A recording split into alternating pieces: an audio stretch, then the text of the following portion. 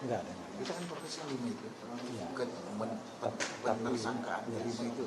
Ya, tapi yang paling prioritas itu Roy sama FIFA karena dia karena pasal penyelundupan itu pasal 32 dan 35 Undang-Undang ITE itu hanya untuk mereka. Jadi yang 3 sudah aman karena kita udah 5 tahun semua.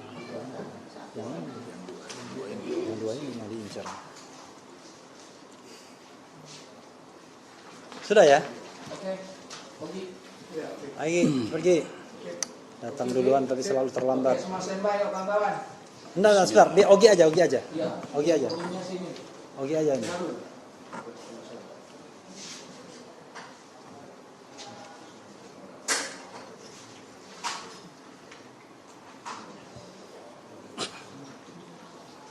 Oke, screen bro.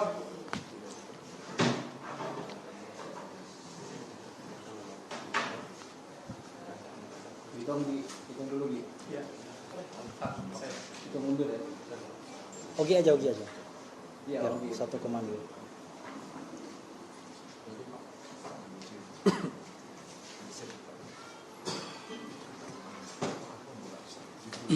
Bang.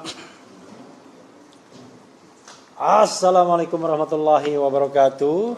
Waalaikumsalam. Kawan-kawan semua dalam masih Idul Fitri ya, walaupun kita sudah Senin akan bekerja, kami mengucapkan minal aidin wal faizin, mohon maaf lahir dan batin.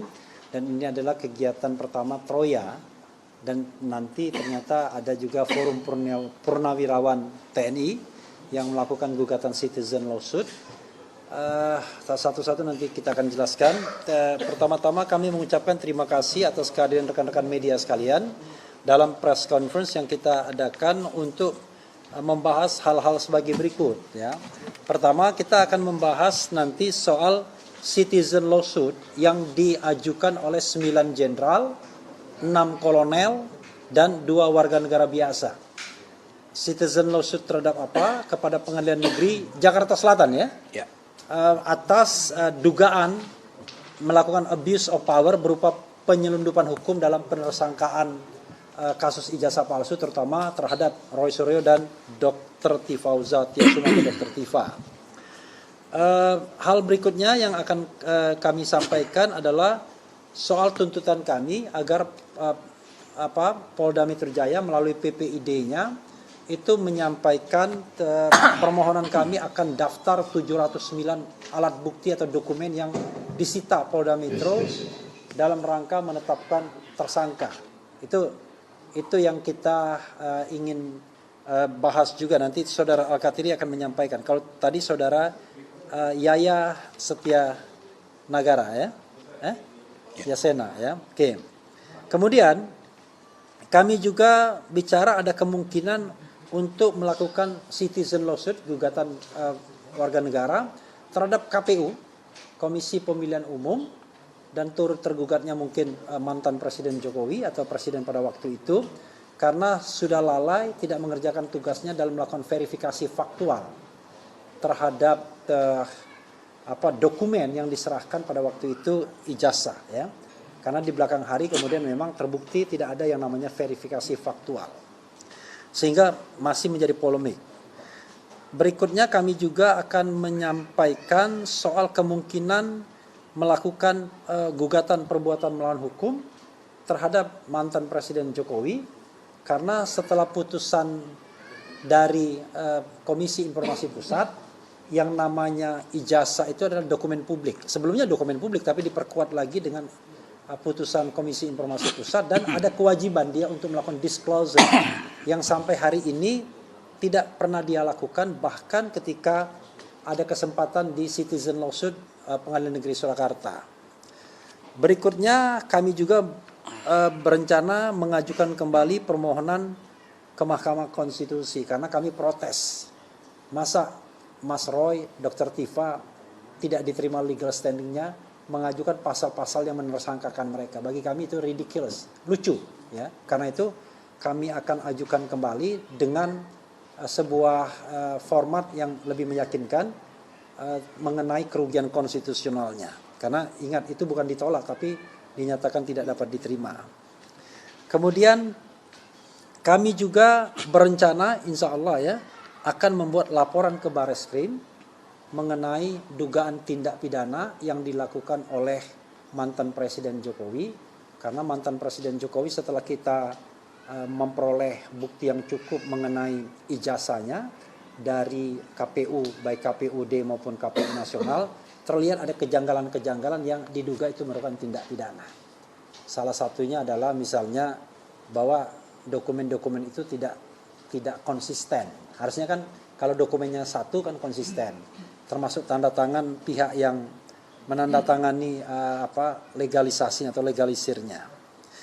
Kemudian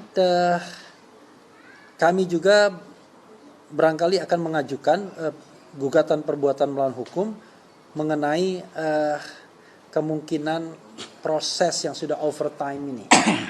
Ya, nanti akan kalau kita lihat kawan-kawan semua, sebenarnya penanganan perkara Tifa Roy atau Troy ini sudah melampaui limit waktu yang ditetapkan baik KUHP lama maupun KUHP baru. Yaitu harusnya sudah lewat. Kalau KUHP lama mengatakan setelah P19 dikembalikan oleh jaksa, harusnya dibalikin lagi 14 hari jangka waktunya. Kalau misalnya dikembalikannya 27 Januari, ya tambah 14 hari, harusnya bulan Februari, ini sudah bulan Maret, bahkan akhir Maret. Demikian juga kalau menggunakan KUHP yang baru. Tetapi kami juga akan akan menyurati kembali soal pemeriksaan saksi dan ahli kami kloter ketiga yang sesungguhnya sudah kami ajukan dan kelihatan juga prosesnya mandek. Itu kawan-kawan yang akan kami ajukan. Nanti saya akan minta beberapa teman untuk menambahkan ya. Dan kesempatan pertama akan saya berikan kepada Pak Yaya Setianegara membicarakan mengenai gugatan 9 jenderal, 6 kolonel, 2 warga negara biasa, salah satunya adalah mantan Hakim Agung, soal dugaan abuse of power atau ketidakprofesionalan penyidik Polda Metro Jaya dalam melakukan tugasnya, manajemen perkara kasus ijazah palsu ini, antara lain diduga ada penyelundupan hukum yang tidak sesuai dengan peristiwa atau fakta yang terjadi. Silakan Pak Yaya. Baik, terima kasih. Assalamualaikum warahmatullahi wabarakatuh. Waalaikumsalam warahmatullahi wabarakatuh. Selamat siang dan salam sejahtera untuk kita semua. Terima kasih kesempatan yang diberikan untuk pimpinan. Saya di sini selaku tim hukum dari Tokham, tim advokasi litigasi untuk keadilan ya, dan hak asasi manusia. Jadi kita bicara Tokham, kita ngobrol tentang hak asasi manusia di sini ya. Makanya nama tim kami seperti itu. Adapun kami di sini jumlahnya 10 orang bertindak selaku atas nama dari 17 warga negara RI, sebagaimana tadi disampaikan oleh pimpinan. Ada 9 jenderal, mohon izin mungkin 2 aja saya sampaikan, mungkin tidak asing lagi di sebelahnya beliau, Bapak Maijen Purnawiran Sunarko. Kemudian yang di sebelahnya juga Bapak Laksma TNI Purnawiran DRG Muryono Aladin SIP. Laksma itu Pak Laksamana? Pertama. Ya. Ya. Itu mungkin yang lainnya saya tidak sebutkan. Namun yang sipilnya ada juga di sini. Tadi disampaikan bahwa beliau mantan Hakim Agung, ya, ada. Bapak Dwi Sucahyo. Iya, maksudnya gitu. Ya. Orang sipilnya kan ada 2, tapi di sini ada Pak Dwi Sucahyo, beliau mantan Hakim Agung. Udah ketemu tadi di musola juga dengan saya. Terima kasih Pak Dwi. Baiklah, terkait dengan masalah ini kita warnanya beda ya. Kalau kemarin itu bicara tentang masalah ijazah palsu, kita di sini bukan berbicara tentang itu, tapi terkait dengan adanya sesuatu yang keliru ya. Artinya di sini dari Forum Purnawirawan TNI mengajukan gugatan citizen lawsuit ini karena merasa prihatin ya dan kecewa. Artinya dalam penegakan hukum yang belakangan ini yang dilakukan di Direktorat Reserse Kriminal Umum Polda Metro Jaya, khususnya di unit Kamdeg Polda Metro Jaya, sehubungan dengan perkara pidana, yaitu klaster kedua. Hampir sama kaitannya, cuma kita bukan berbicara tentang ijazah palsunya, ya, tapi penegakan hukumnya, di mana di situ ada hal-hal yang perlu kita ketahui bersama-sama. Bahwa dalam gugatan citizen lawsuit ini, yaitu gugatan warga negara, ditujukan terhadap kebijakan Direktur Reserse Kriminal Umum Polda Metro Jaya yang telah dianggap, yang kami beranggapan bahwa telah lalai menerapkan hukum sebagaimana mestinya, atau telah secara keliru, yang menurut pendapat kami dalam penerapan hukum ini notabene merupakan bentuk perbuatan melawan hukum, ya, oleh penguasa yang merugikan hak publik, dan mekanisme ini bertujuan untuk meminta pemerintah atau aparat menjalankan kewajiban hukumnya, bukan sekedar mencari ganti rugi material, karena pada prinsipnya citizen lawsuit ini bukan untuk mencari suatu kerugian yang di depan. Berikut adalah poin penting pengajuan citizen lawsuit, diantaranya subjek tergugat pejabat pemerintah atau penyelenggara negara, termasuk aparat kepolisian, Direskrim Polda Metro Jaya, dapat digugat atas kelalaian dalam memenuhi hak-hak warga negaranya.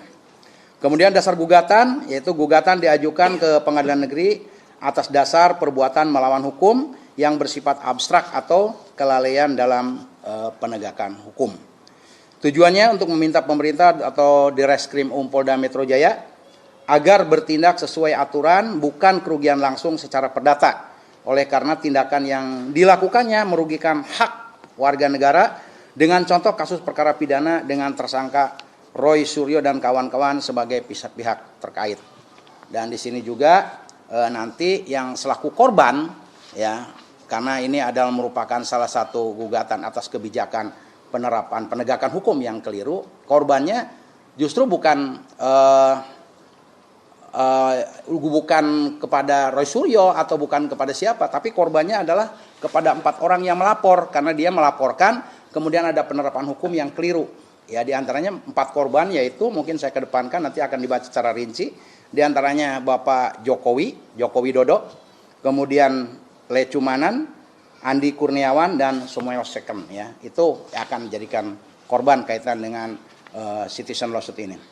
Bahwa gugatan citizen lawsuit bukan untuk membuktikan adanya kerugian langsung yang dialami oleh penggugat secara individu, namun oleh karena tindakan dari aparat penegak hukum yang merugikan hak konstitusi dari warga negara yang ada. Bahwa tim hukum Tokham telah mengirimkan, memang persyaratan kita untuk mengajukan, karena citizen lawsuit ini adalah perdata, ya, perdata. Jadi salah satu syaratnya harus ada somasi 2 kali. Dan kami telah mengirimkan somasi 2 kali, ya. Somasi pertama yaitu tertanggal 20 Agustus 2025 perihal, ya, atas terjadinya abuse of power, kekeliruan penerapan hukum, dan atau terjadinya penyelundupan hukum dalam tahap penyidikan dengan sprindik nomor SP S1.1.3147 Romawi 7 2025 Direskrim Polda Metro Jaya tanggal 14 Juli 2025. Ya. Ini tanggal 14 Juli 2025. Kemudian kami susul lagi dengan surat somasi kedua tanggal 10 November 2025 dengan hal yang sama juga, namun tidak ada balasannya. Ini sudah terpenuhi syarat kita untuk melaksanakan somasi 2 kali, akhirnya kita melaksanakan gugatan citizen lawsuit. Sehingga sebelum mendaftarkan gugatan ke pengadilan, kami telah memenuhi syarat formil tadi, ya, yang menyampaikan somasi kepada Direskrim Polda Metro Jaya dalam rangka memberikan kesempatan bagi Direskrim Polda Metro Jaya untuk memperbaiki kelalaiannya, ya, sebanyak 2 kali tadi. Namun ternyata sama sekali tidak ada perubahan hingga saat ini, ya. 17 warga negara yang merasa keberatan dan memberi kuasa kepada kami untuk mengajukan gugatan citizen lawsuit. Gugatan direncanakan dan sudah dijadwalkan yaitu pada hari Rabu tanggal 25 Maret 2026 yang lalu dengan nomor register nomor 329 Perdata 2026 PN Jakarta Selatan, dan sidang perdana nanti akan dibuka pada hari Senin tanggal 6 April 2026. Kenapa jauh sekali? Karena kebetulan Pengadilan Negeri Jakarta Selatan ini mengalami pindah kantor, ya, dari kantor yang lama di Ampera pindah ke Gedung Kuning, ya. Gedung Kuning udah tahu ya, samping dekat Pengadilan Agama, ya. Saya udah cek lokasinya ke sana, jadi insya Allah kita tidak akan keliru, dan saya sudah survei di sana, sudah dipersiapkan semuanya, dan PN Jakarta Selatan sekarang off, nggak ada kegiatan untuk sementara. Dan kami juga pengajuan kepada PN Jakarta Selatan dengan petitum sebagai berikut. Satu ya, mengabulkan gugatan para penggugat untuk seluruhnya. Kemudian menyatakan bahwa perbuatan tergugat dalam perbuatan melawan hukum, yakni tergugat telah lalai atau setidak-tidaknya melakukan pembiaran omission ketika menerapkan kebijakan manajemen penyidikan berupa tindakan meregistrasi pasal-pasal pemidanaan yang tidak sesuai dengan peristiwa atau perbuatan yang dilaporkan oleh pelapor, yaitu pasal 27A Undang-Undang Nomor 1 Tahun 2024 sebagaimana telah dirubah dari Undang-Undang Nomor 19 Tahun 2016 sebagaimana telah dirubah dari Undang-Undang Nomor 11 Tahun 2008 tentang ITE. Kemudian pasal 32 ayat 1 Undang-Undang Nomor 1 Tahun 2024 sebagaimana telah dirubah dari Undang-Undang Nomor 19 Tahun 2016 sebagaimana telah dirubah dari Undang-Undang 11 Tahun 2008 tentang ITE. Pasal 35 Undang-Undang Nomor 11 Tahun 2008 tentang ITE. Ya.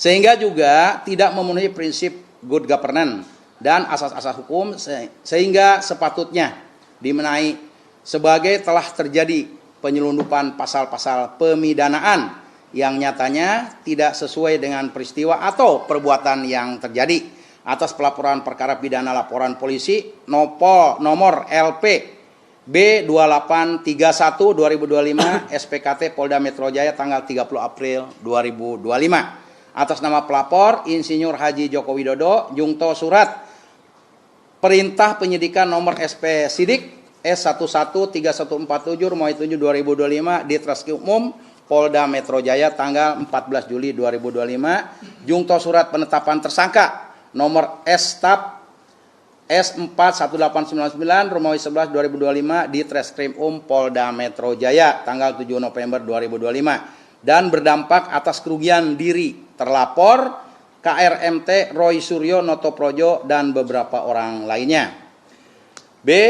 Meregistrasi pihak-pihak yang meskipun sebagai pelapor namun juga dinyatakan sebagai korban serta sehingga juga tidak menerapkan prinsip good governance dan asas-asas hukum sehingga sepatutnya dimanai telah terjadi penyelundupan pihak-pihak yang dinyatakan sebagai korban padahal tidak atau bukan pihak yang memiliki legal standing sebagai korban, yaitu tadi saya sudah sebutkan Andi Kurniawan, Lecumanan, Samuel Sweken, ya. Sehingga pula terjadi penyelundupan tambahan pasal pemidanaan yakni pasal 28 ayat 2 Undang-Undang Nomor 1 2024 jungto Undang-Undang Nomor 19 2016 jungto nomor Undang-Undang Nomor 11 2008 tentang ITE yang telah dinyatakan dicabut. Ya, tapi masih digunakan di sini dan telah berubah menjadi pasal 243 KUHP baru berdasarkan pasal 622 KUHP Undang-Undang Nomor 1 Tahun 2023 tentang KUHP dan yang mulai berlaku pada tanggal 2 Januari 2026. Padahal pasal ini tidak dilaporkan oleh pihak yang setidaknya dapat dipandang dan atau dipahami sebagai korban, yaitu Presiden RI ke-7 Bapak Insinyur Joko Widodo atas penggabungan laporan polisi sebagai berikut, ya. Nomor LP-nya LPB 2831 2025 SPKT Polda Metro Jaya tanggal 30 April 2025 atas nama pelapor Insinyur Haji Joko Widodo sesuai dengan laporan polisinya. Dengan nomor LP 978 2025 Polres Jakarta Pusat Polda Metro Jaya atas nama pelapor Andi Kurniawan. Kedua, nomor LP B1387 2025 Polres Metro Jakarta Selatan tanggal 26 April 2025 atas nama pelapor Lecumanan. nomor LP 976/2025 Polres Metro Bekasi Kota, tanggal 5 Mei 2025 atas nama pelapor Maret Samuel Sweken, ya. Jungto surat perintah penyidikan nomor SP Sidik S113147/2005 di Treskrim Polda Metro Jaya tanggal 14 Juli 2025. Jungto surat penetapan tersangka nomor Stap S41899 Romawi 11 2025 di Treskrim Polda Metro Jaya tanggal 7 November 2025. Memerintahkan tergugat untuk mengeluarkan peraturan. Inilah tujuan daripada kita Citizen Lawsuit. Memerintahkan tergugat untuk mengeluarkan peraturan atau kebijakan atau surat edaran yang berlaku di lingkungan Polda Metro Jaya CQ di Treskrim yang menerapkan kebijakan manajemen penyidikan wajib dilaksanakan secara profesional, bertanggung jawab, menerapkan prinsip good governance sehingga juga melarang ataupun mencegah terjadinya penyelundupan pasal-pasal pemidanaan yang tidak sesuai dengan peristiwa atau perbuatan yang dilaporkan. Memerintahkan tergugat untuk mengeluarkan peraturan atau kebijakan atau surat edaran yang berlaku di lingkungan Polda Metro Jaya CQ Direktorat Reserse Kriminal Umum yang menerapkan kebijakan manajemen penyidikan wajib dilaksanakan dengan secara profesional, bertanggung jawab, menerapkan prinsip good governance sehingga juga melarang atau mencegah terjadinya penyelundupan pihak-pihak yang dinyatakan sebagai korban padahal tidak atau bukan pihak yang memiliki legal standing sebagai korban sehingga pula terjadi penyelundupan tambahan pasal pemidanaan. Memerintahkan tergugat untuk memperbaiki pelayanan publik dalam bentuk meningkatkan profesionalisme dan integritas dari tim konseling, tim konsultan yang ditempatkan di SPKT Polda Metro Jaya. Menghukum tergugat untuk membayar ganti rugi kepada para penggugat sebesar Rp100.000. Ya, bukan 100 juta ya, Rp100.000. Kita nggak minta banyak-banyak ya. Yang penting ini untuk Citizen Lawsuit-nya untuk membuat satu perubahan terhadap kebijakan yang dianggap menurut kami lalai. Membebankan biaya perkara kepada tergugat. Apabila, ini kepada Ketua Pengadilan kita mohon akan memeriksa mengadili gugatan warga negara dalam perkara perdata Akwo. Berpendapat lain, kami juga memohon kepada hakim yang mulia hakim untuk memberikan putusan yang seadil-adilnya et aqua et bono. Semoga ini harapan kami selaku tim dari Citizen Lawsuit ini bisa mendapatkan respon yang baik. Kami tidak mengharapkan menang atau kalah, tapi paling tidak telah terjadi perubahan ya. Jangan sampai hukum yang berlaku di negara kita ini lalai dalam penerapannya atau terjadi abuse of power ya, kesewenang-wenangan daripada penegak hukum sehingga yang dirugikan siapapun yang jadi warga negara. Kalau dibiarkan, kalau ada pembiaran terhadap penegakan hukum, kita semua akan dirugikan ya. Dan kita sebagai warga negara, saya maupun juga dari Forum Purnawirawan TNI maupun juga dari masyarakat dan kita semua yang hadir di sini, kalau seandainya kita lakukan pembiaran penegakan hukum, manakala kita juga terkena suatu permasalahan di tengah jalan dan kita menghadapi permasalahan yang seperti itu, bagaimana rasanya?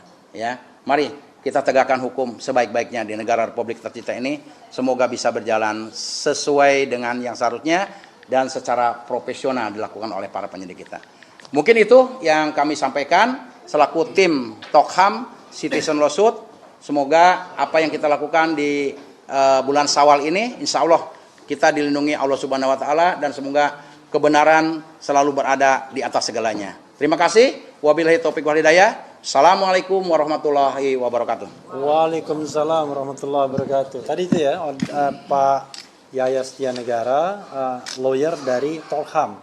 Jadi biar teman-teman tidak bingung, di sini ada dua tim hukum sesungguhnya. Satu Troya. Troya itu adalah Tifa Royce Advocates. Jadi di sini ada saya, Refli Harun, ada Ramdan Shah, kemudian ada Al-Katiri, kemudian ada saya, Wirawan Adnan, ada siapa lagi? Nah, kemudian dari Tokham ada Pak Yaya, Pak Yasena, ada Pak Simbolon, kemudian ada Bu siapa tadi? Erdiana. Bu Erdiana. Ya. Nah, itu. Jadi dua dua kelompok kuasa hukum atau penasihat hukum, dan yang disampaikan oleh Pak Yaya tadi adalah bukan rencana tetapi gugatan citizen lawsuit yang sudah dimasukkan ke Pengadilan Negeri Jakarta Selatan. Dan yang digugat itu adalah kurang lebih Polda Metro Jaya, gitu ya? Ya. Kenapa digugat? Karena mereka dianggap penyidiknya itu melakukan abuse of power. Berupa apa? Berupa penyelundupan pasal-pasal yang tidak sesuai dengan setidaknya peristiwa atau perbuatan yang dilakukan oleh para tersangka ini.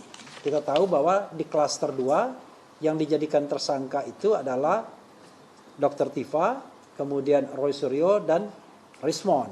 Tapi Rismon kemudian sudah ditarik dari permohonan ini, ya, tidak disebut karena sudah menempuh jalan restoratif justice. Tetapi Roy Suryo dan paling tidak yang dimention juga adalah Dr. Tifa.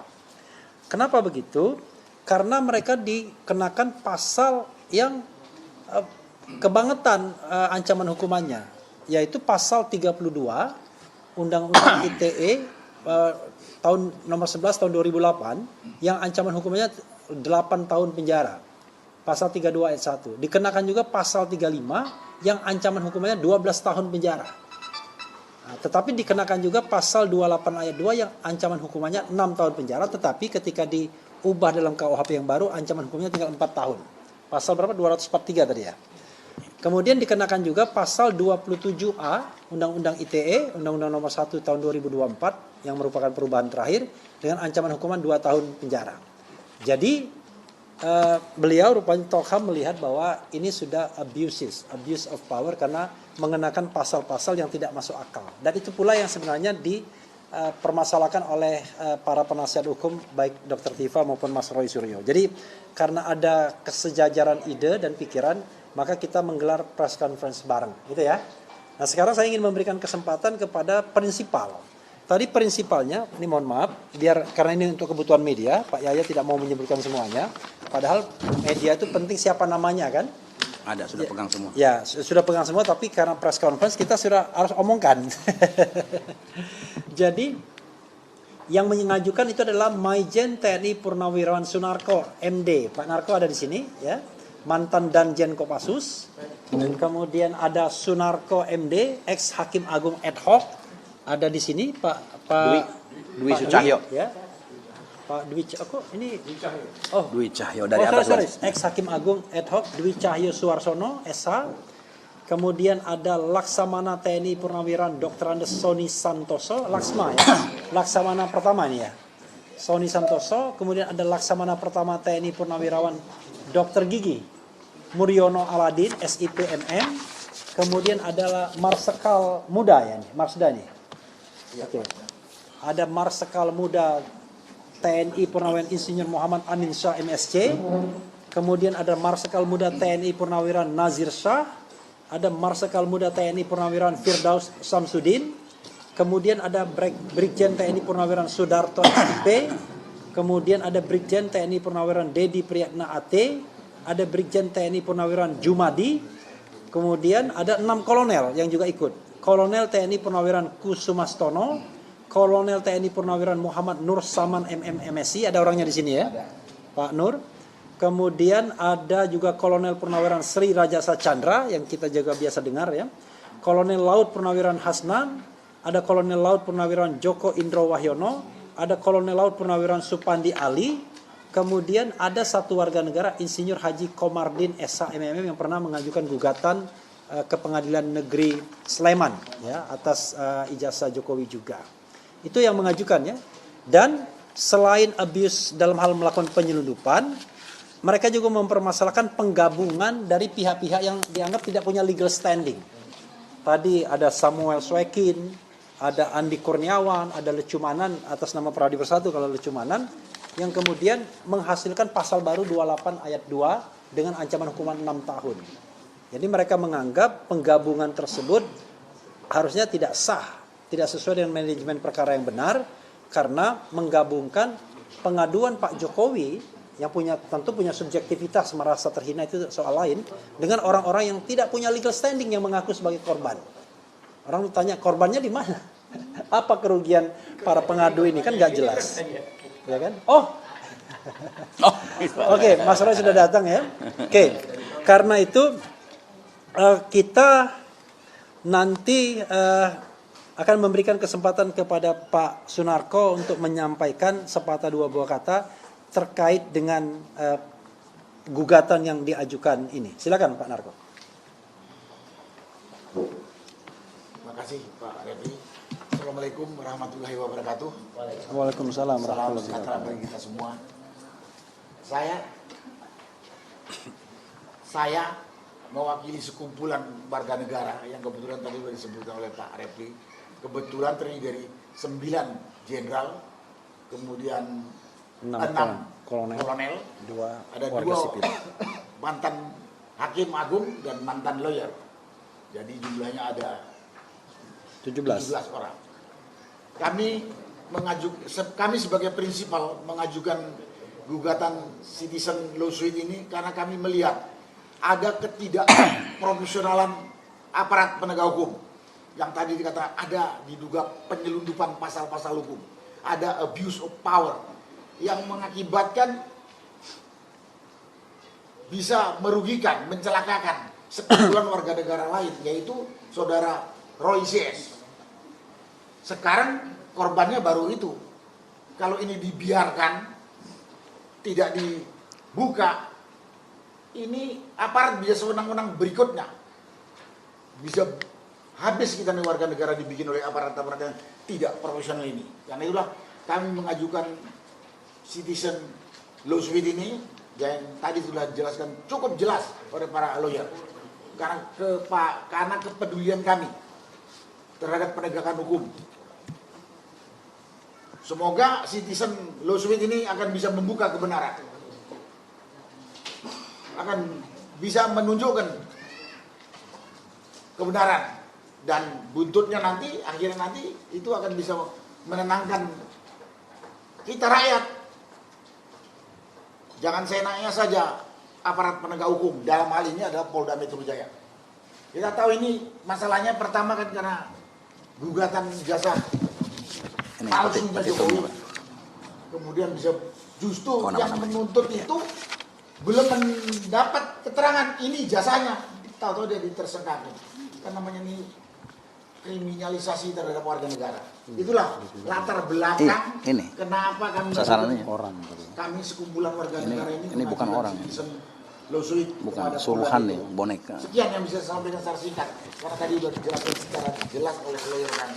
Terima kasih. Wassalamualaikum warahmatullahi wabarakatuh. Waalaikumsalam warahmatullahi wabarakatuh.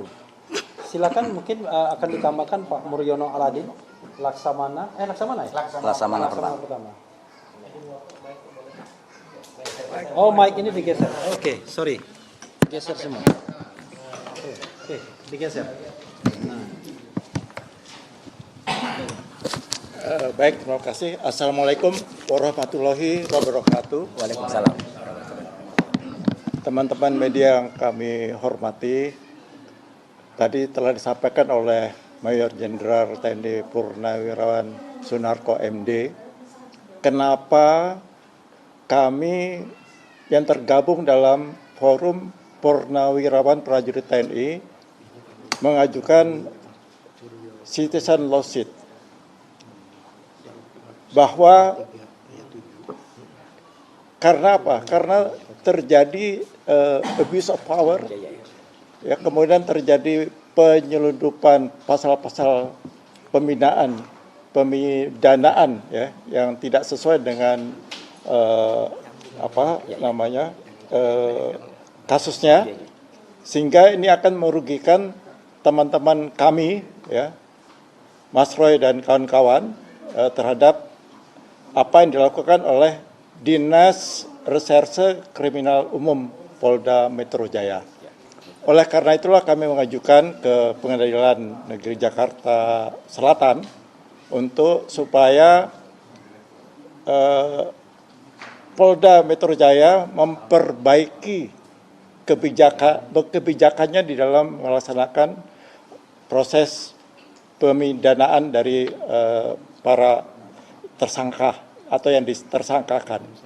Dan inilah adalah bentuk dari kepedulian kami, dari prajurit-prajurit purnawirawan prajurit TNI ya, yang tergabung dalam forum tersebut, untuk kami tidak bisa melihat teman-teman kami dipermainkan oleh aparat penegak hukum, khususnya yang dilakukan oleh Ditreskrim Polda Metro Jaya.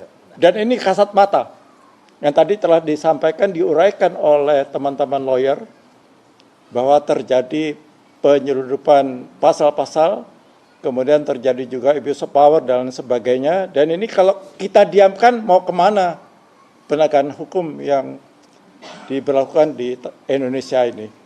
Inilah bukan hanya kepada Mas Roy dan kawan-kawan, tentunya ini kepada semua kita. Kalau kita mendapatkan suatu mendapatkan suatu tindakan yang tidak sesuai dengan apa yang kita perbuat, tentunya kita akan melakukan, tidak akan melakukan pembiaran, dan kita tentunya akan melakukan perlawanan. Dan tadi dikatakan oleh Pak Yaya, ini bukan kalah atau menang. Enggak, kalau saya enggak, kita harus menang karena kita benar. Jadi bukan enggak mau kalah, bukan, kita harus menang. Karena yang jelas-jelas kasat mata kita harus menang karena ini benar. Ini kalau kita sampai kalah ya kita berarti masih ada yang tidak benar di dalam pelaksanaan pengadilan di tanah air kita ini. Ya, demikian mungkin tambahan dari saya sebagai salah satu penandatangan CLS yang kami ajukan di lawyer kami. Terima kasih. Wassalamualaikum warahmatullahi wabarakatuh. Waalaikumsalam warahmatullahi wabarakatuh. Selain dua mantan jenderal, kita bilang aja jenderal, pokoknya yang namanya Laksamana sama jenderal itu ya jenderal. Ini ada mantan Hakim Agung Pak Dwi Sucipto ya? Dwi Cahyo. Dwi Cahyo. Dwi Cahyo yang juga menjadi bagian dari 17 penggugat. Silakan. Mungkin sebagai mantan Hakim Agung, apa yang dilihat dalam proses ini? Silakan. Baik, terima kasih. Assalamualaikum warahmatullahi wabarakatuh. Waalaikumsalam warahmatullahi wabarakatuh. Saya hanya ingin menambahkan, tetapi saya tidak akan mengulang apa yang sudah disampaikan oleh Bang Refli dan Pak Sunarko dan Pak Mur. Tetapi saya akan melihat dari sisi hukum dan inilah saat yang kami tunggu-tunggu sebetulnya. Jadi mengenai apa yang tadi juga disampaikan oleh Bang Refli, ada satu hasil pemeriksaan dari Polri, kemudian yang sudah dikirim ke kejaksaan, kemudian dikembalikan oleh jaksa. Betul yang disampaikan oleh Bang Refli tadi, ini nggak bisa lama-lama. Persoalannya adalah sekarang ini, seharusnya jaksa di dalam undang-undang KUHP nasional, jaksa harusnya sudah membuat surat pemberitahuan kepada penyidik agar menyelesaikan apa kekurangan-kekurangan yang menjadi penilaian daripada jaksa. Jika itu tidak dilakukan sampai dengan tanggal penetapan yang diinginkan oleh jaksa, maka jaksa memerintahkan untuk di SP3-kan. Seperti itu. Nah, ini saya lihat masih terus berlanjut. Betul Bang Refli ya? Ya. Belum ada pengembalian hasil pemeriksaan yang dikirim yang ditolak oleh jaksa karena ada kekurangan. Kemudian gugatan yang nanti kita ajukan, tentu kita berharap kepada hakim ya. Karena hakim ini kan mempunyai satu langkah-langkah hukum yang positif ya kalau saya.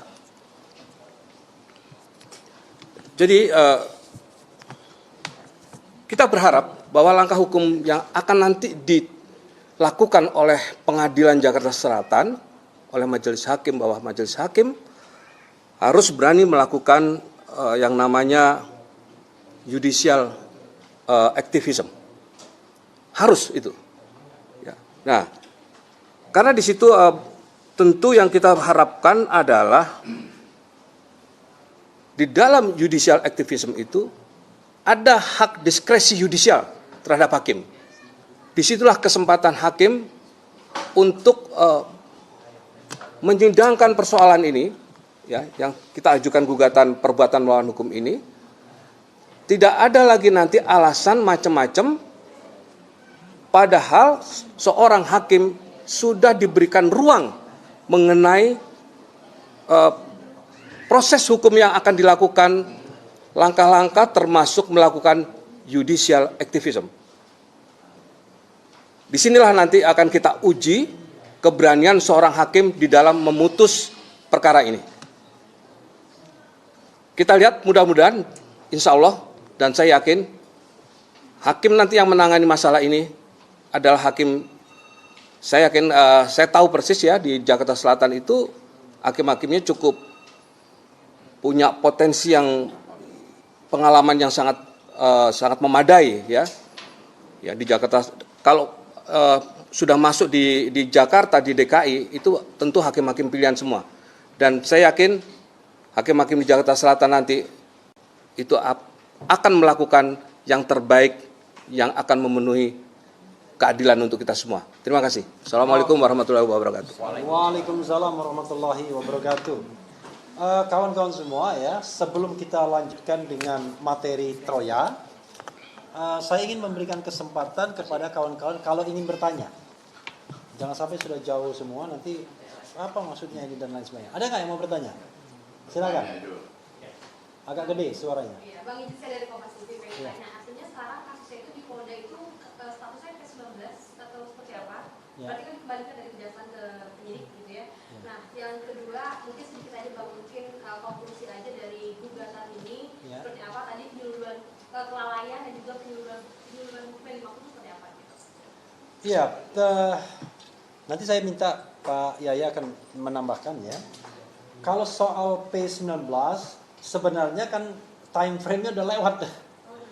Karena kan kasus itu hasil penyidikan diajukan pada tanggal 13 Januari. Kemudian dikembalikan pada hari ke-13 yang saya mendapatkan informasi langsung dari dari jaksa ya. Itu berarti kalau 13 tambah 13 itu 26 kan? Nah, berdasarkan KUHP yang lama itu kan ini menggunakan KUHP yang lama karena menggunakan pasal peralihan itu. Nah, mereka menggunakan KUHP yang lama, berdasarkan KUHP yang lama pasal 138 ayat 2 hanya ada waktu 14 hari sebenarnya untuk memperbaiki apa yang diminta dan kemudian dikembalikan lagi dan menjadi P21 atau apapun. Nah, sekarang kalau kita hitung dari tanggal 26 atau 27, kalau 26 kan ulang tahun saya. 27 14 hari, ya udah lewatnya kebangetan sudah. Nah, dalam lewat yang kebangetan itu kita bicara antara praktik di lapangan dan hukum yang tertulis di dalam undang-undang. Jadi banyak sekali hal-hal yang sifatnya salah kaprah, tetapi dianggap benar. Padahal undang-undang mengatakan Anda hanya punya waktu 14 hari untuk memperbaiki dan setelah itu harus disampaikan. Nah, terhadap lampaunya waktu 14 hari ini, ya pada saatnya kami akan menggugat juga dalam tanda kutip, ya menggugat itu langsung mempermasalahkan atau mungkin mengajukan juga gugatan perbuatan melawan hukum juga. Nanti kita akan lihat langkah-langkah yang kita pikirkan. Tapi intinya adalah kita ingin langkah-langkah yang substantif, bukan langkah-langkah yang gosip murahan, kira-kira begitu. Jadi langkah yang substansi bagaimana menyelesaikan masalah hukum ini agar kemudian menjadi pembelajaran publik. Itu ya yang akan kita sampaikan. Kemudian mengenai gugatan ini, apa sih maksudnya? Memang tadi secara ketika dibacakan memang tidak mudah bagi orang yang non hukum untuk memahaminya. Tapi intinya adalah mereka ini sebagai warga negara itu merasa terpanggil dengan penanganan atau manajemen perkara yang dilakukan oleh Direktur Resersi dan Kriminal Umum Polda Metro Jaya yang dianggap tidak profesional. Nah, bentuk ketidakprofesionalan itu adalah menggunakan pasal-pasal yang dianggap diselundupkan. Coba bayangkan, masalahnya kan dianggap melakukan pencemaran nama baik. Nah, pencemaran nama baik katakanlah menggunakan pasal 310 KUHP yang lama ya, yang lama dengan ancaman hukuman 9 bulan. Kemudian dianggap melakukan fitnah dengan ancaman hukuman 4 tahun. Nah, lalu tiba-tiba menggunakan pasal-pasal Undang-Undang ITE. Undang-Undang ITE misalnya pasal 28 ayat 2 yang ancaman hukumannya 6 tahun. Kemudian itu ujaran kebencian ya. Dan yang lebih ngaco lagi dalam bahasa Mas Roy itu menggunakan pasal 32 ngedit dokumen, ya kan? Ngedit dokumen lalu dengan ancaman hukuman 8 tahun. Lebih gila lagi tadi pasal 32 ayat 1 Undang-Undang ITE ya.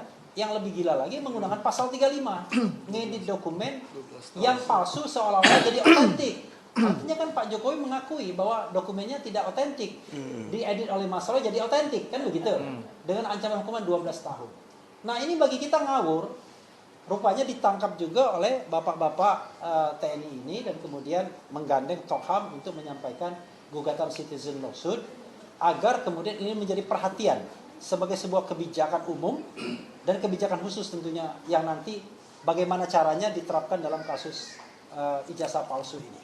Soal nanti teknis hukumnya nggak usah ditanyakan sekarang.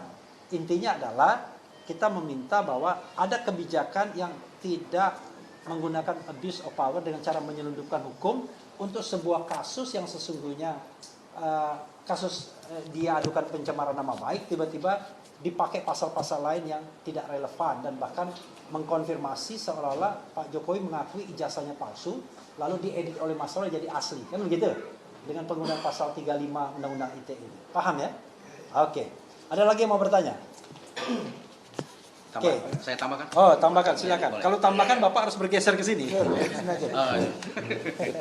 Geser Pak Dwi mungkin ya, Pak Dwi aja. Pak Dwi. Geser Pak Dwi. Nah, biar tidak ini. Geser. Pak Dwi yang bergeser. Udah sini aja udah. Ya. Enggak. Ini masalahnya di sini, bukan jangan di sini aja. Masalahnya Sama-sama bulat nih Pak Dwi. teman-teman nanti marah ya. Nah, nih, silakan. Paham. Baik ya, tadi udah disampaikan sama pimpinan. Jadi penyidikan yang dilakukan di sini saat ini ya dilakukan dengan menyelundupkan pasal-pasal 27A, pasal 32 ayat 1 dan 35 Undang-Undang ITE. Kemudian di sini juga tadi sudah sampaikan juga menyelundupkan adanya korban 3 orang. Nah di situ yang melapor itu jadi korban kaitan dengan ini ya, karena dia seolah-olah korban. Karena dia melapor, yang menentukan pasal siapa? Yang menentukan pasal siapa? Berarti dari Ditreskrim ya kan? Nah itulah penyelundupan pasal di situlah muncul ya.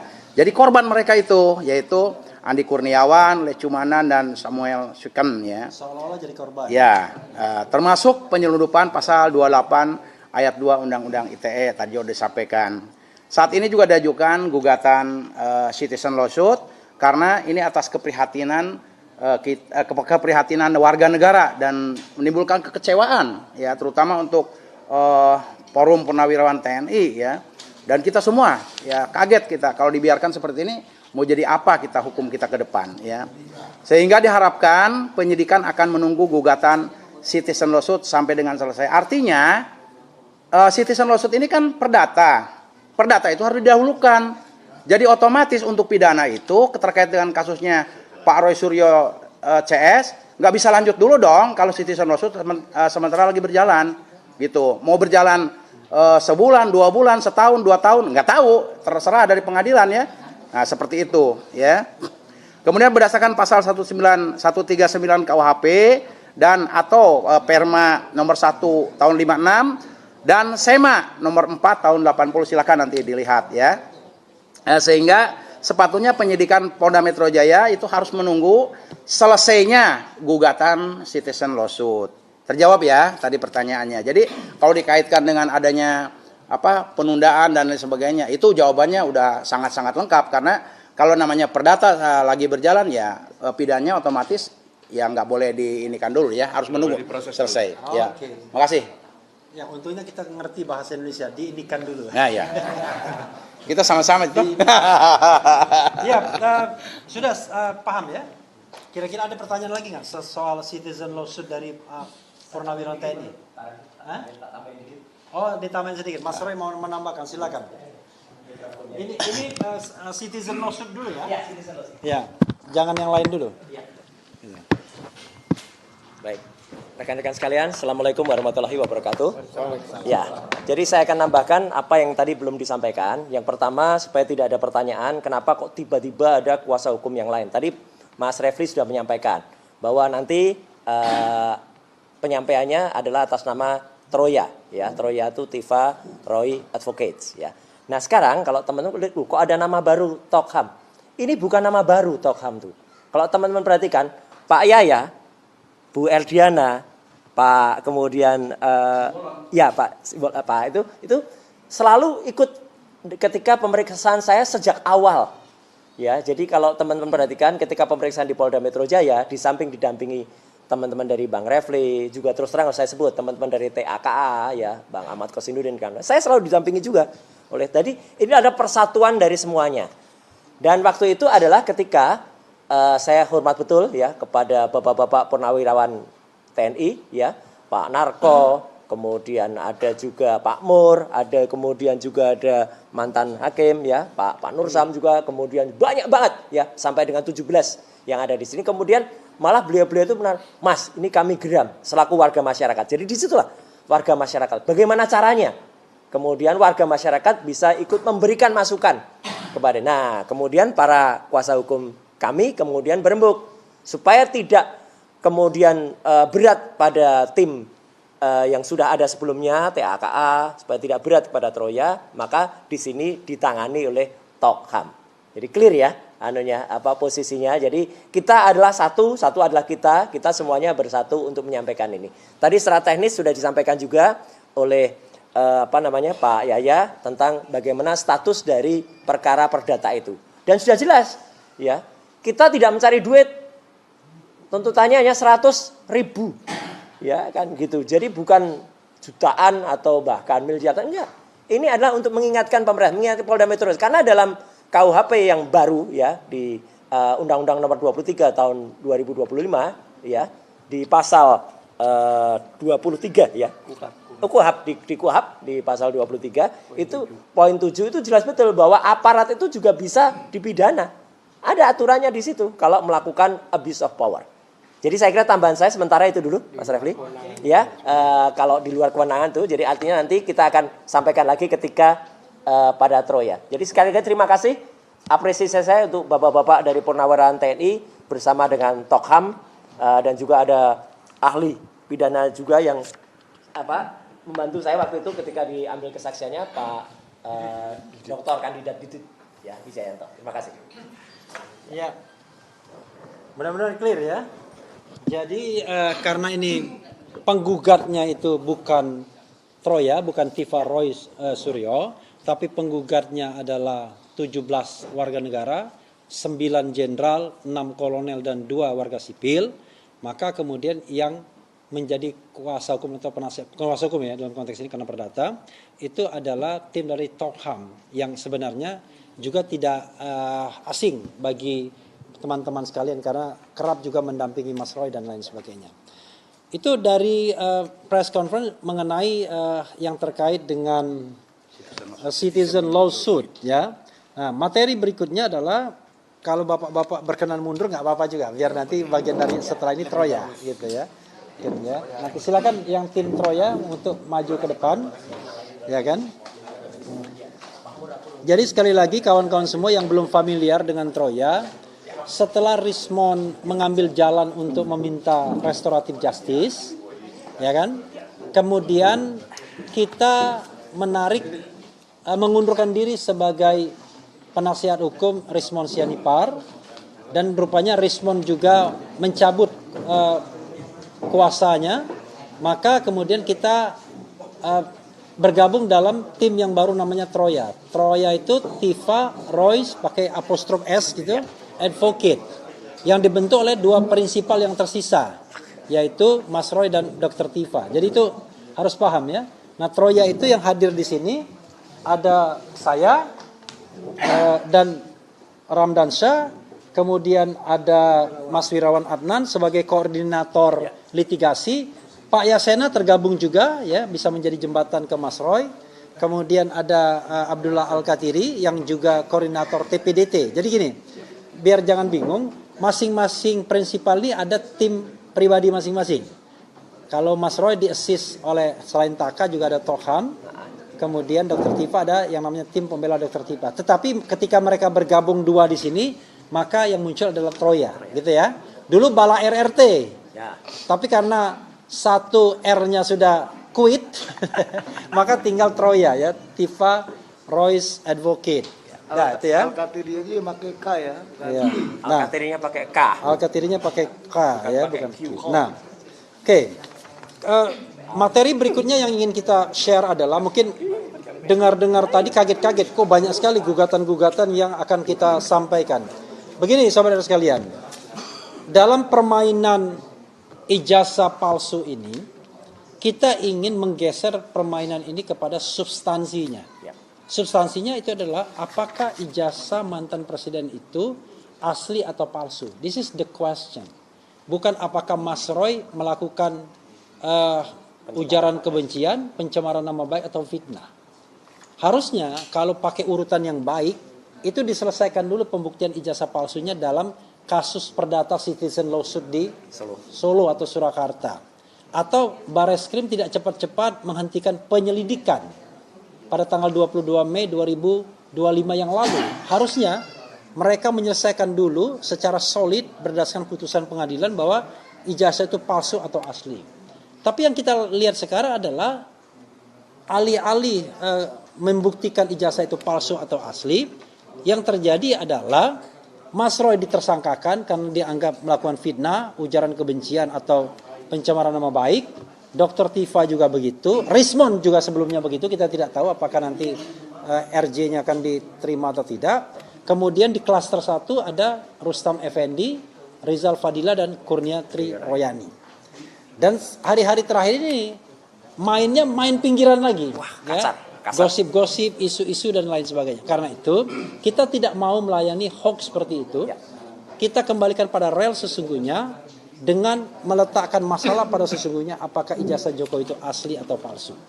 Karena sepertinya pihak sana sengaja untuk membeceki arena ini pada hal-hal yang tidak substantif. Kami kembalikan pada hal yang substantif. Nah, substansi yang sudah kami bahas adalah ya, banyak agenda. Kami sudah pernah meminta 709 daftar barang bukti atau dokumen yang katanya disita oleh Polda Metro Jaya, dan itulah yang menjadi dasar untuk menersangkakan Mas Roy dan Dr. Tifa. Saya menyebut dua saja karena mandatnya cuma dua ya. Kami minta daftarnya ke PPID, Ya. Polda Metro. Karena itu dalam kesempatan ini saya ingin meminta saudara Al-Katiri untuk menyampaikan ini, dan kemungkinan kalau tidak diperkenankan menggugat mereka ke pengadilan Komisi Informasi Pusat, dan success story-nya banyak termasuk dari Bonato Asilalai. Silakan Pak Al-Katiri. Terima kasih. Berkali-kali kami katakan ya, masalah 709 ini adalah masalah 709 dokumen, yaitu dokumen yang dikatakan merupakan bukti surat oleh mereka. Yang mana dari 709 itu 505 kalau nggak salah itu dari UGM. Dan UGM memberikan berita acara, yang mana berita acara penyerahan ke Polda kami diberi tembusannya secara resmi. Oleh sebab itu dokumen resmi yang kami punya itu bisa dikatakan mungkin 98% ya itu dihitamkan. Oleh sebab itu, karena itu dokumen-dokumen itu adalah dokumen publik, yang mana banyak mengatakan bahwa itu jika sudah masuk ranah hukum maka tidak dapat lagi untuk kita dapatkan. Tidak seperti itu. Menurut undang-undang jelas, yaitu Undang-Undang Nomor 14 Tahun 2008, yaitu keterbukaan informasi, pasal 2 ayat 4 menyatakan jika demi kepentingan yang lebih besar, meskipun itu sudah masuk ke ranah hukum, maka harus diinformasikan, harus dibuka. Karena mereka waktu itu pada waktu PPID Polda ketika mengajukan permohonan, mereka menolak dengan alasan pasal 17A bahwa itu sudah masuk ranah hukum. Nah, kami counter karena ada pasal bahkan Undang-Undang Dasar 1945 pasal 28F menyatakan bahwa setiap warga negara berhak mendapatkan informasi, mendapatkan menganalisa dan sebagainya ya. Itu adalah hak warga negara, di backup oleh tadi yang saya katakan pasal 2 ayat 4. Jika kepentingan itu lebih besar, yaitu kepentingan seluruh bangsa Indonesia, salah satu bukti adalah konferensi pers hari ini, para purnawirawan, jenderal dan polisi kalau nggak salah, bahkan ada dari mantan hakim agung, itu memasalahkan. Karena apa? Karena ada kepentingan yang lebih besar demi bangsa dan negara. Nah, kami sudah dapat jawaban sesuai ketentuan, kami keberatan. Keberatan itu sesuai undang-undang, kami sampaikan ke atasan PPID itu. Atasan PPID, kita beri waktu 30 hari. Kalau nggak salah ini sudah 10 hari lebih, ya kan? Jika sampai hari ke-30 kami tidak respon, dengan terpaksa kami akan mengajukan permohonan sengketa di Komisi Informasi Publik Daerah. Karena ini masalahnya Polda, kalau Mabes di KIP Pusat Daerah. Itu jika tidak ada respon, maka kami akan ajukan, kalau istilah umumnya gugatan, tapi sebenarnya itu permohonan, yaitu ke Komisi Informasi Publik. Jadi wait and see, kita masih menunggu. Itu mungkin Bang Refli. Oke. Saya ralat ya, KIP-nya KIP provinsi ya, Provinsi DKI. Ini mohon maaf. Itu tadi soal PPID ya, soal dokumen yang 709. Waktu gelar perkara khusus tanggal 15 Desember 2025, penyidik Polda Metro Jaya mengatakan mereka sudah menyita 709 dokumen. Kemudian memeriksa 22 ahli. Kemudian memeriksa, saya lupa, 127 atau 130 saksi. Coba bayangkan, untuk perkara yang gampang sesungguhnya, apakah satu lembar ijazah itu asli atau palsu. Tapi ya kita ikutin. Kalau memang 709 dokumen itu apa saja sih dokumen yang mendukung? Kita minta daftarnya, Bang. Iya. Tadi saya sudah sampaikan. Iya. Tadi saya sudah sampaikan bahwa kita cukup meminta daftarnya sebagai bentuk transparansi. Dari situ kan kita nanti akan lihat mana yang relevan atau tidak untuk kita tindak lanjuti. Itu PPID ya. Harap tenang karena materi kita agak banyak sedikit, nggak apa-apa ya? Ya.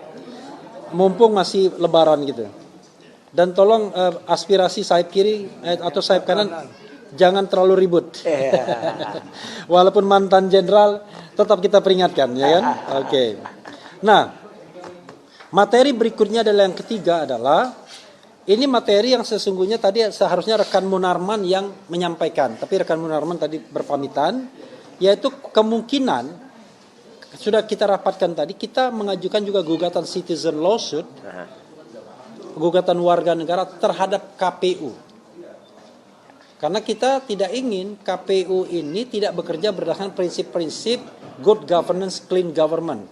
Seenaknya saja. Karena setelah proses di KIP ketahuan kalau KPU ini tidak pernah melakukan verifikasi faktual terhadap ijazah Jokowi ketika mendaftar baik pada Pilpres 2014 maupun Pilpres 2019. Mas Roy mungkin bisa nambahkan, bahkan dalam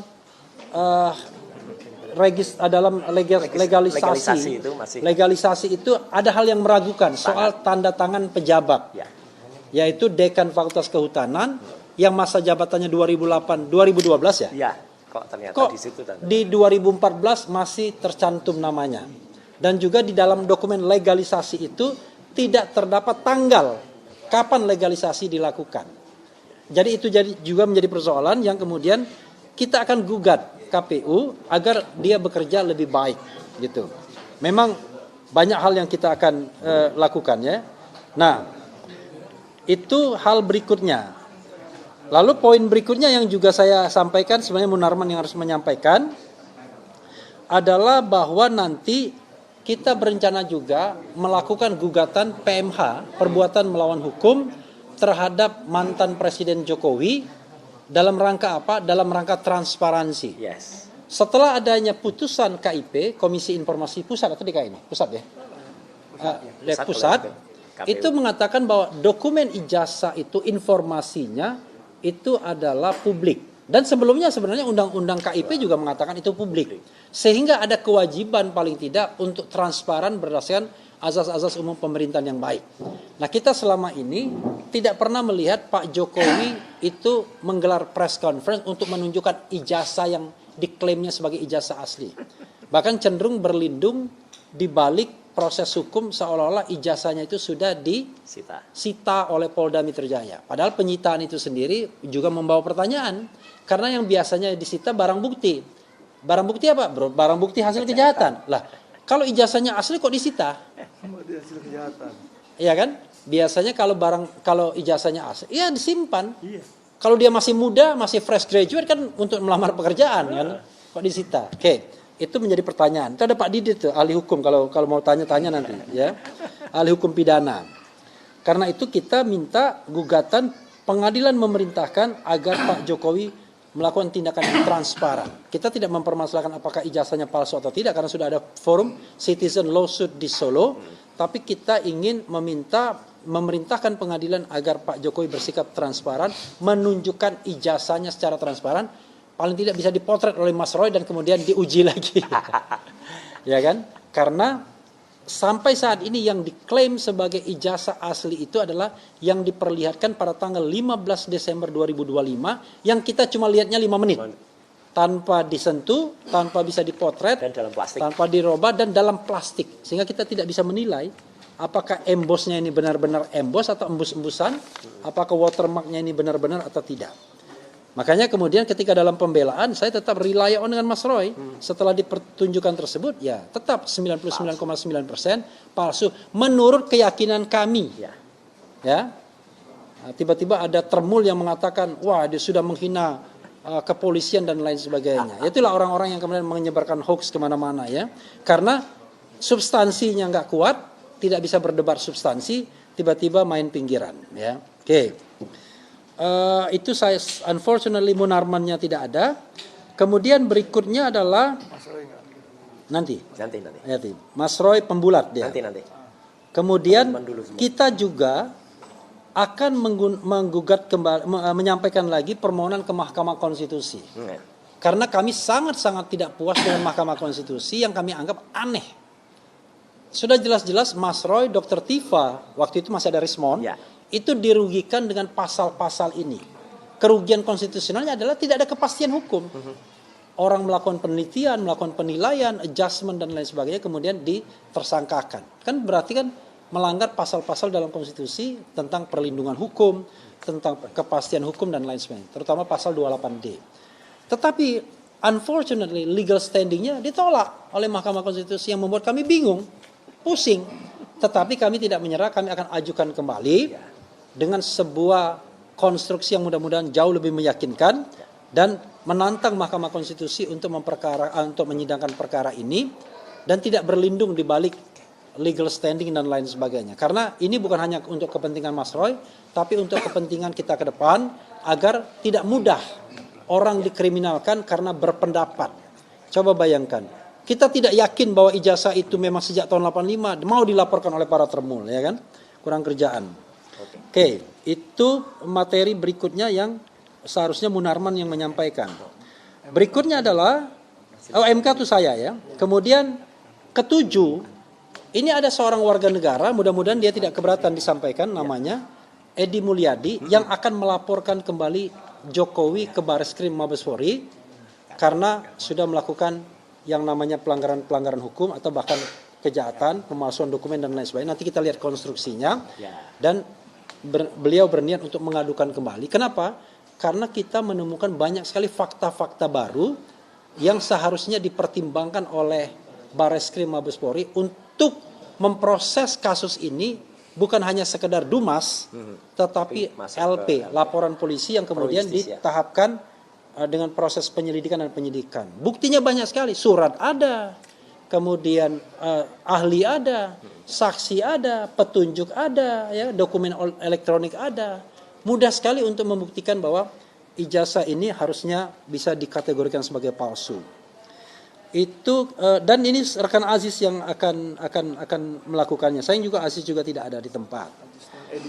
Kemudian kami juga punya concern ya, mengatakan bahwa kasus ini sesungguhnya sudah tidak layak lagi dilanjutkan karena sudah expired date, sudah lampau waktu.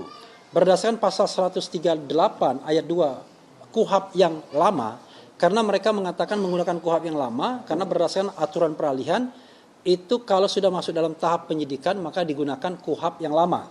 Di situ dikatakan setelah dikembalikan P19 maka dilengkapi dalam jangka waktu 14 hari saja. Nah, untuk kesempatan ini saya ingin memberikan koordinator litigasi Mas Wirawan Adnan untuk menambahkan. Silakan Mas Wirawan. Bismillahirrahmanirrahim.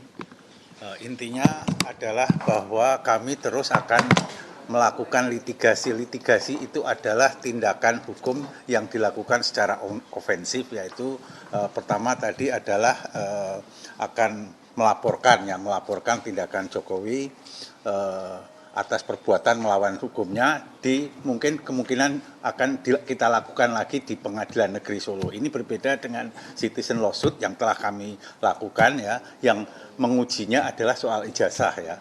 Namun ya yang kedua ini adalah perbuatan melawan hukum karena tidak melakukan transparansi ya. Jadi yang kita gugat langsung bukan item berupa spesimen ijazah, namun sekarang ini pada orangnya, pada personalnya yang kita harapkan untuk melakukan perbaikan atas kerugian yang ditimbulkan oleh Jokowi karena telah tidak transparan begitu. Yang kedua tadi juga kami juga akan melakukan Edi Mulyadi, seorang wartawan senior juga akan mengadukan ke Mabes Polri lagi. Kali ini juga akan memeriksa. Sampai sejauh ini belum ada yang namanya pengujian terhadap ijazah itu sendiri. Ya. Secara transparan. Transparan belum ada pengujian. Nah, apa yang dikatakan oleh Pak Jokowi berkali-kali itu kan mengatakannya begini. Ya. Polisi sudah mengatakan itu adalah asli. UGM sudah mengatakan itu asli. Apalagi yang kenapa kok tidak dipercaya? Kalau kita putar lagi apa yang disampaikan oleh Pak Jokowi ini tidak senyatanya tidak seperti itu. Polisi tidak pernah mengatakan ijazah itu asli. Polisi hanya mengatakan itu identik. UGM juga tidak pernah melakukan verifikasi atau mengatakan ijazahnya Pak Jokowi asli. UGM hanya mengatakan dia alumni kami. Begitu aja. Dan apalagi apa Mas Roy? Lisa juga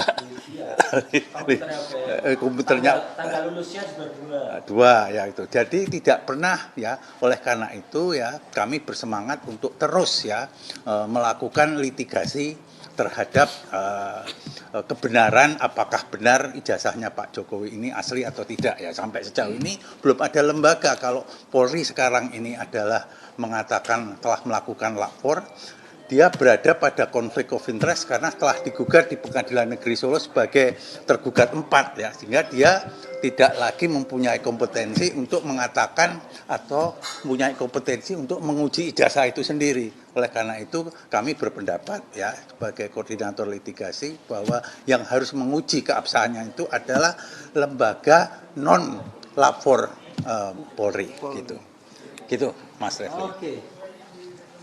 Jadi kawan-kawan semua ya, kami pernah mengajukan saksi dan ahli kloter ketiga. Kenapa kami tetap mengajukan saksi dan ahli? Ya kami jaga-jaga. Walaupun kami mengatakan sudah expired date, tetapi kan itu pendapat kami. Penyidik nanti tiba-tiba menindaklanjuti dengan semena-mena misalnya, tidak berdasarkan hukum yang ada. Karena itu kami tetap mengajukan saksi dan ahli. Dan saksi dan ahli itu untuk kloter ketiga itu sudah disampaikan. Nah, unfortunately dulu yang menyampaikan yang berhubungan dengan pihak penyidik adalah lawyer yang sekarang ke Rismon. Jadi karena itu kami harus betul-betul menjalin lagi hubungan dengan pihak penyidik dan menanyakan bagaimana saksi dan ahli yang sudah kami sampaikan pada kloter ketiga. Rekan Ramdansa akan menyampaikan hal ini, silakan. Ya, sedikit saya sampaikan bahwa kemarin dari Bala RRT tentu saja sudah mengirimkan kloter ketiga saksi yang kami ajukan. Tentu saja setelah Rismon Sianifar dan kemudian PH individu Rismon kemudian mundur dari Bala RRT dan menjadi Troya, kami akan bersurat kembali dengan kemudian atributnya adalah Troya, Tifa Roy Suryo Advocates, untuk kemudian mengajukan nama-nama yang sebenarnya sudah ada atau mempertanyakan kembali apabila kemudian akan dijadikan saksi. Dan ini kita juga sudah berhubungan dengan pihak kejaksaan, baik dengan jaksa peneliti maupun penuntut umum terkait dengan P18 P19, dan mereka mengungkapkan bahwa ingin mengakomodir keinginan dari para tersangka sehingga kemudian berapapun saksi yang akan diajukan oleh kami itu akan kemudian diakomodir. Itu versi dari kejaksaan. Tentu saja ini akan kami tindak lanjuti sehingga kemudian tadi Mas rekan Refli menyatakan expired ya, tapi bisa saja kemudian tidak dianggap expired baik oleh penyidik maupun jaksa. Ini akan kami lanjutkan dalam pekan depan ya rekan Refli ya, dan ini akan kita teruskan sehingga mudah-mudahan saksi kita segera dipanggil dan kemudian bisa memberikan konstruksi yang pas untuk kemudian klien kami Dr. Tifa maupun Roy Suryo. Silakan. Oke, ya memang di kloter ketiga ahli dan saksi ini kami mengajukan Ferry Amsari ya, ahli hukum tata negara. Kemudian M. Said Didu, aktivis yang juga ahli kebijakan publik. Kemudian Ganjar Laksmana Bonaprapta, ahli hukum pidana. Profesor Aceng Ruhendi, itu ahli bahasa. Lalu fakta ada Profesor Muhammad Kirzin, ada Doni Henry Cahyono, ada Safri Sofian, ada Mary SAG, ada Wuri Handayani. Jadi memang ada beberapa nama ya, kan kalau mereka mengajukan 22 ahli, ya kita pengen juga 22 ahli kalau bisa ya untuk dipertandingkan. Kalau mereka mengajukan 127 atau 130 saksi, kami pengen juga. Tapi intinya adalah kalau kita berdasarkan good governance, clean government harus within time frame.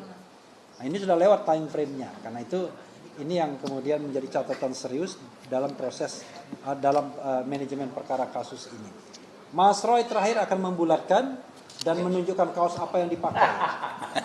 Oke, silakan. Baik. Terima kasih. Sekali lagi, Assalamualaikum warahmatullahi wabarakatuh. Khusus untuk yang hari ini, ya, saya selaku salah satu dari dua prinsipal mengaturkan apresiasi yang terima kasih banyak sekali atas upaya dari para kuasa hukum kami, ya, di bawah koordinasi Mas Refli Harun di Troya ya, ada Pak Ramdansyah, ada juga Pak Al-Katiri pakai K ya, nggak pakai Q ya. Kemudian ada juga Pak Wirawan Nan, kemudian ada juga teman-teman yang lain yang ada, termasuk juga Pak Yahya yang juga ada di Troya. Jadi intinya adalah apa? Kami tetap melakukan sesuai dengan koridor hukum yang lurus ya. Kami tidak mempedulikan hoax atau isu-isu murahan. Sekali lagi saya katakan isu murahan yang ada sekeliling. Kami tetap fokus kepada bagaimana kita membuktikan ijazah ini 99,9% palsu. Akan halnya kalau misalnya teman-teman tanya, Mas fokus kok harus ke MK, harus ke KIP, harus ke citizen lawsuit. Lah itu justru fokusnya di situ. Semuanya itu polanya adalah tentang ijazah ini. Bukan untuk dibelokkan ke isu-isu yang murahan. Hoax 50M, hoax apalah itu enggak. Kami sama sekali tidak akan melayani, dan jangan harap ya kami akan melayani isu-isu receh ini. Enggak perlu. Kita meresponnya cukup dengan statement saja. Karena mereka hanya menyampaikan ini. Kalau mereka menantang, mana kok tidak dilaporkan? Enggak, kita justru melaporkan yang ini. Kita serius kembali ke gawangnya. Nggak mau dibelokin lah. Ya, membuktikan ijazah Joko Widodo 99,9% palsu. Itu sudah clear. Jadi sekali lagi ya teman-teman semua, fokus pada press conference dari Troya saat ini ya, Tifa Roy Advocates kali ini adalah kita menentukan apa-apa langkah yang nanti akan dilakukan. Termasuk juga ada gugatan CLS, kemudian juga sama juga jadi dari Tokham tadi juga ada gugatan CLS atas nama 17 senior atau purnawirawan TNI. Ini juga dari Troya juga ada Ada juga dari sahabat kami Pak Edi Mulyadi yang nanti akan juga menyampaikan. Ada ke KIP, kita pertegas ya. Sekali lagi, Ombudsman juga akan kita lakukan lagi. Jadi sekali lagi, meskipun ini pun sudah saya bongkar habis ya, soal yang WA palsunya Dr. Tifa itu, dan itu sudah saya sampaikan. Jadi saya kira itu nggak perlu dibahas lagi, dan kita tetap menyemangati. Saya statement saja. Kita tetap semangat dengan Kaos baru. Dr. Tifa, ya. Oh iya, karena Dr. Tifa itu teman-teman lihat, juga tetap semangat dengan bukunya, yaitu bukunya apa? Tentang penelitian otaknya Jokowi. Nah ini, jadi ini adalah membedah otak, ya, membedah otaknya Jokowi. Ya, itu menunjukkan apa? Dr. Tifa tegar, ya, kemudian tetap concern sesuai dengan semangat, tetap istiqomah. Dan kalau hari ini dia datang, memang tadi juga WA secara pribadi juga, Mas tolong sampaikan hari ini saya tidak mungkin karena harus menyelesaikan banyak hal. Iya, kita doakan disertasi doktornya Dr. Tifa di 2 tempat itu akan lancar dan sukses. Dan apa yang sudah dilakukan kemarin ketika melakukan bukan hanya kontemplasi, tapi melakukan juga dalam 10 hari terakhir di bulan suci Ramadan itu juga akan mendapatkan hasil yang terbaik dari Allah Subhanahu wa taala. Saya kira itu ya, teman-teman semua. Jadi yang ingin saya sampaikan itu saja, maju terus untuk Troya ya, maju terus juga untuk Tokham, dan maju terus juga untuk teman-teman yang ada di Sumedang untuk Taka, karena kami prinsipnya tetap bersatu semuanya ya, termasuk juga dengan Pak Rizal Fadilah. Kemarin saya ketemu, kami bikin konten lucu-lucuan di Masjid UGM ya. Kemudian Mas Rustam saya ketemu ketika wajib lapor. Dr. Tifa saya ketemu langsung di sini sebelum beliau press conference soal WA. Jadi makanya kita bongkar soal WA itu clear banget. Dan teman-teman